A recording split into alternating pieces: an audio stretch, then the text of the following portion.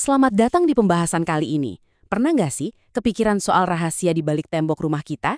Ada loh, sebuah sistem super cerdas yang kerja non-stop buat mastiin lampu kita nyala terus. Nah, ini dia ceritanya. Kisah tentang pahlawan tanpa tanda jasa di jaringan listrik kita. Pernah ngalamin nggak? Lagi asik-asik pakai microwave. Tiba-tiba, jepret, listrik di dapur mati. Tapi anehnya lampu ruang tamu, TV, kamar, semuanya aman-aman aja. Nyala seperti biasa. Kok bisa gitu ya? Cuma satu area doang yang mati? Nah, ini bukan sulap, bukan sihir. Ini semua udah direncanain dengan super cerdas. Oke, yuk kita bedah bareng teka-teki listrik yang satu ini. Biar ngerti, kita harus lihat gimana sih sistem ini dirancang buat nanggepin masalah. Soalnya, ini tuh intunya desain listrik modern yang aman dan bisa diandelin. Coba bayangin deh, ada korsleting kecil di satu titik. Logikanya kan bisa aja MCB utama satu gedung langsung turun dan semuanya jadi gelap gulita. Tapi nyatanya nggak gitu kan? Cuma satu saklar yang posisinya paling dekat sama sumber masalah yang ngetrip.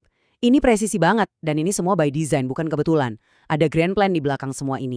Dan inilah dia jawaban dari teka-teki kita. Solusinya adalah sebuah proses perencanaan yang super teliti. Nah, si pahlawan di balik layar ini namanya studi koordinasi. Anggap aja dia ini otaknya yang bikin semua sistem kelistrikan berjalan aman. Terus apa sih studi koordinasi itu? Gampangnya gini, ini tuh hasil kerja para insinyur listrik.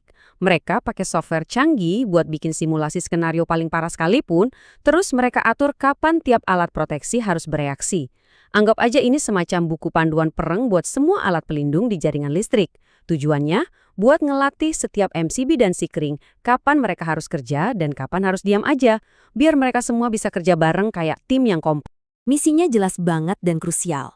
Kalau ada masalah, listrik yang putus harus di area yang paling dekat aja sama gangguan itu.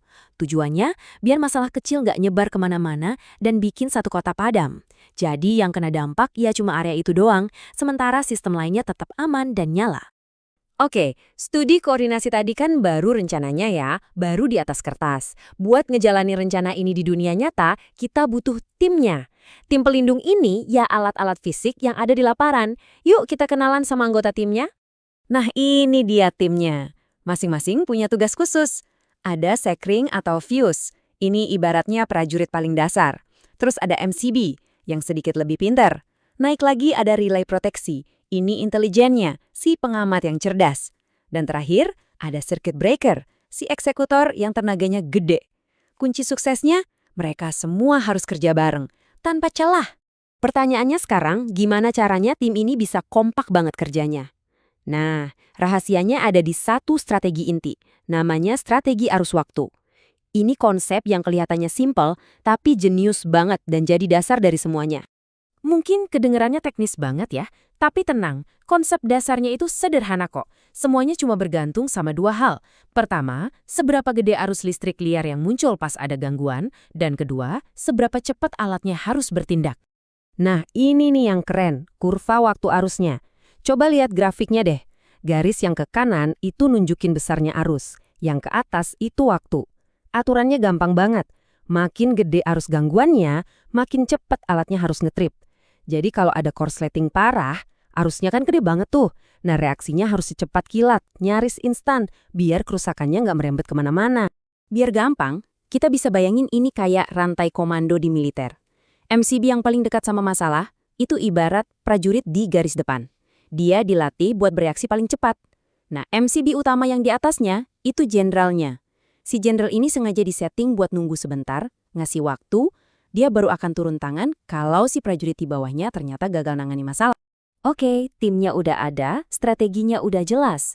Terus, tujuan akhirnya apa? Goal utamanya adalah mencapai sesuatu yang namanya proteksi selektif. Intinya, kita mau bikin sistem yang cukup pinter buat ngelindungin dirinya sendiri. Nah, ada 3 pilar utama biar ini semua berhasil. Yang pertama, selektivitas. Ini artinya alat yang benar yang harus trap, yaitu yang paling dekat sama masalah. Kedua, keandalan.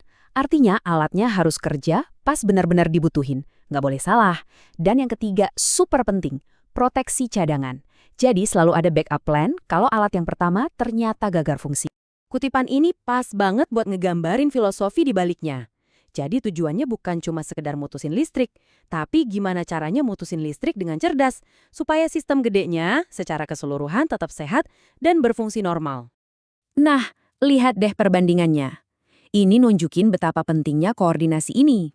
Di satu sisi, kita lihat jaringan yang terkoordinasi. Ada masalah kecil, ya udah, yang padam cuma area itu aja, terkendali. Tapi di sisi lain, kalau nggak ada koordinasi, masalah sepele yang sama bisa jadi pemicu efek domino. Dan akhirnya, boom, satu kota bisa padam total. Beda banget kan akibatnya? Inilah alasannya kenapa studi rekayasa yang sering kali nggak kelihatan ini krusial banget buat kehidupan kita sehari-hari. Ini yang ngebedain antara, aduh mati lampu sebentar sama seluruh kota lumpuh total. Dia ini penjaga tak terlihat yang diam-diam bikin dunia modern kita tetap jalan. Jadi, lain kali kalau kamu lihat MCB di rumah ngetrip, jangan kesel dulu. Ingat, itu bukan berarti sistemnya gagal. Justru, itu tandanya sistemnya berhasil menjalankan rencananya yang jenius. Nah, ini jadi bikin kita mikir ya, kira-kira ada sistem tersembunyi apa lagi sih yang setiap hari ngelindungin kita tanpa kita sadar?